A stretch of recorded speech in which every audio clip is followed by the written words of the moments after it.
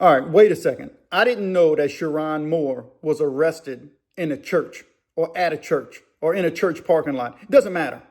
Either way, I didn't know that. This changes everything. To me, it does, because this is an aspect of the story that nobody's talking about. So far, I have not seen a lot of discussion about Sherrone Moore being detained at a church.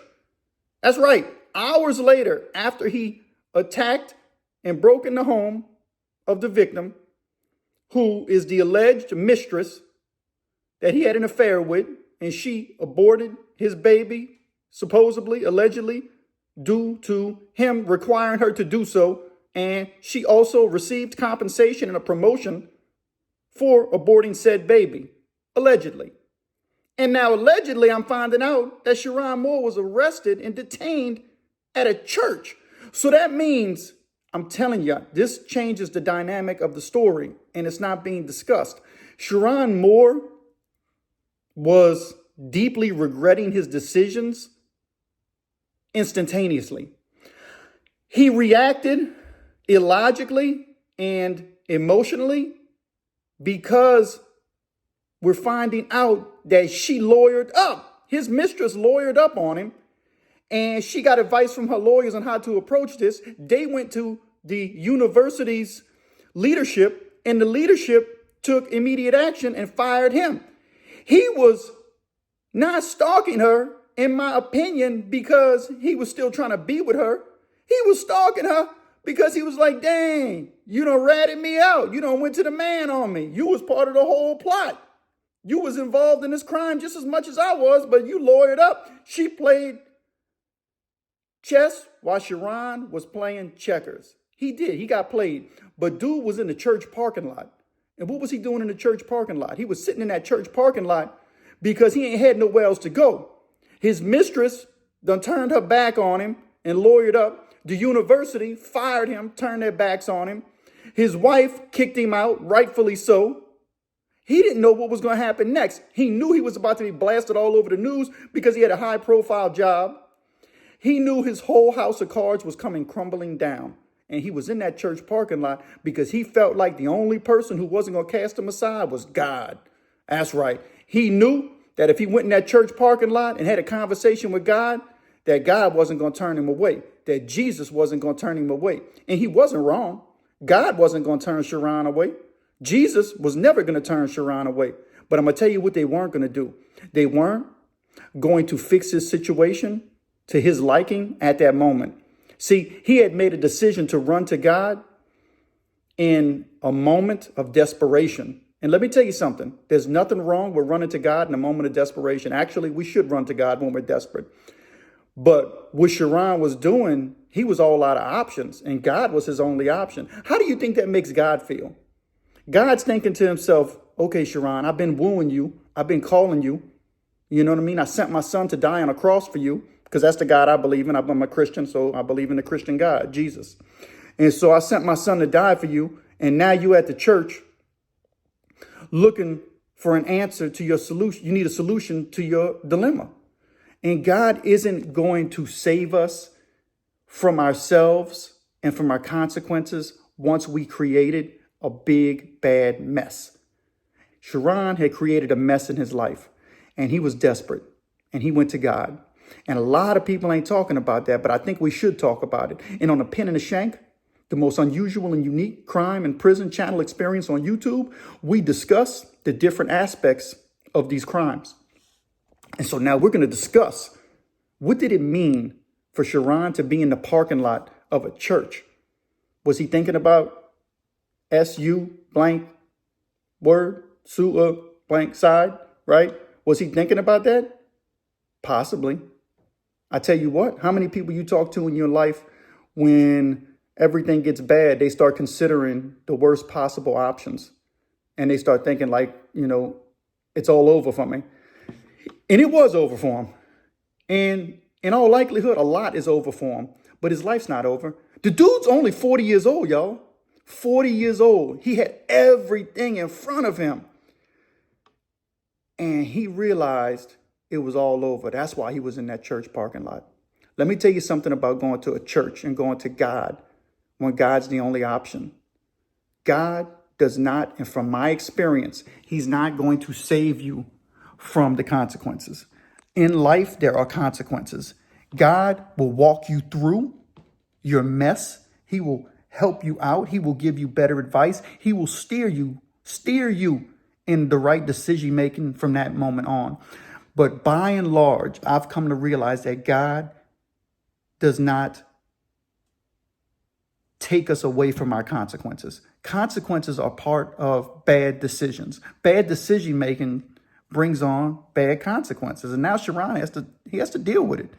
I'm looking back at this case, and I wasn't going to talk about it again, but when I found out that Sherrone went to the church, I feel like it's a whole different dynamic. Now he's on house arrest, and his marriage may not be saved. His wife, legally, even biblically, she has a right to walk away from him now. She can make that decision. She has a legal right and a biblical right to divorce Sherrone.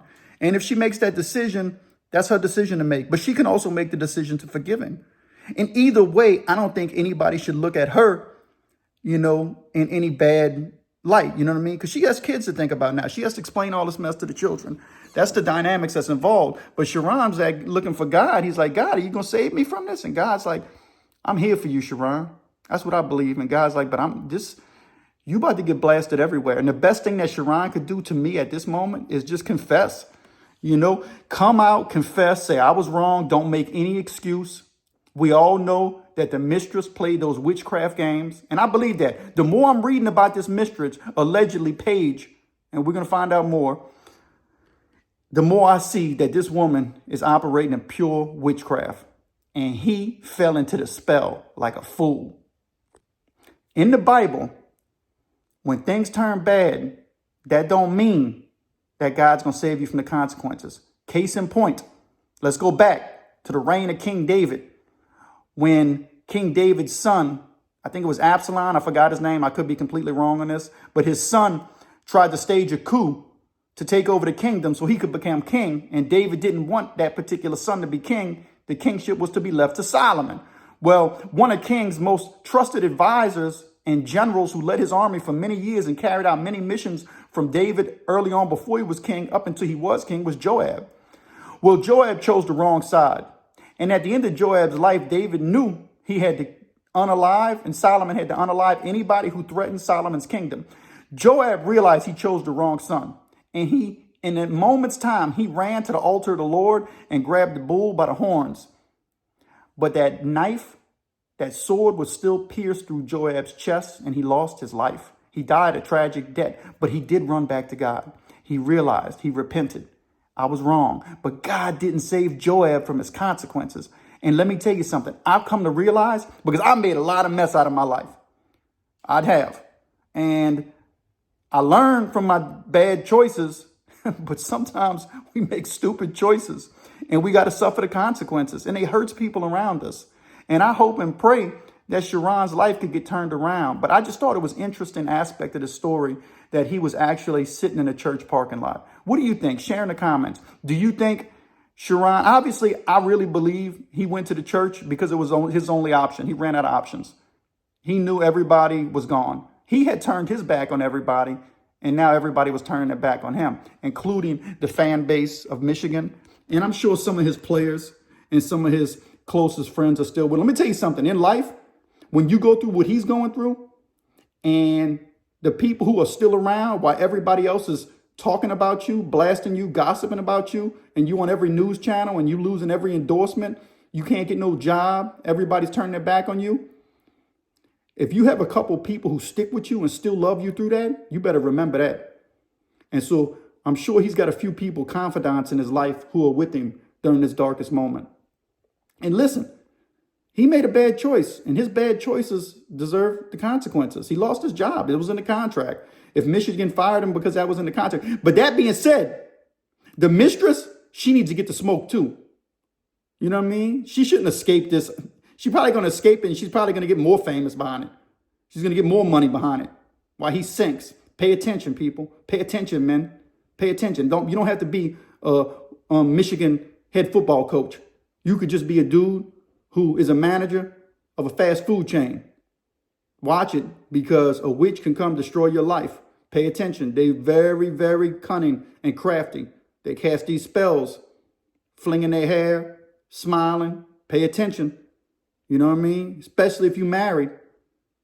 You got a woman who's been with you through thick and thin. That's your wife. Pay attention to them witches. They coming. You know what I mean? And Sherrone went to the church. Anyway, I just wanted to talk about his aspect of the church, and we'll see how this plays out, you know. Maybe the court's going to show him mercy, and they'll give him his first-time offender thing where he can get the felony drop. Maybe the mistress will show a little bit of compassion, too, and quit being like a witch. And when she goes to trial in court, she could say, listen, I would like him to be able to get his felony reduced to just misdemeanors. That would be a good thing for Sherrone. But he's going to rebuild his life. He's still young, you know, but he better not play no games with God neither, because God's watching everything. If he's going to run to God, that's the thing. That's the thing I want to share with y'all as I close this out. If you're going to run to God when things are good, not just when they get bad. It's spending time with God while everything is good and easy that makes a difference when they do get bad. I come to realize that in life too. Anyway, give me a like and subscribe to the Pen and the Shank.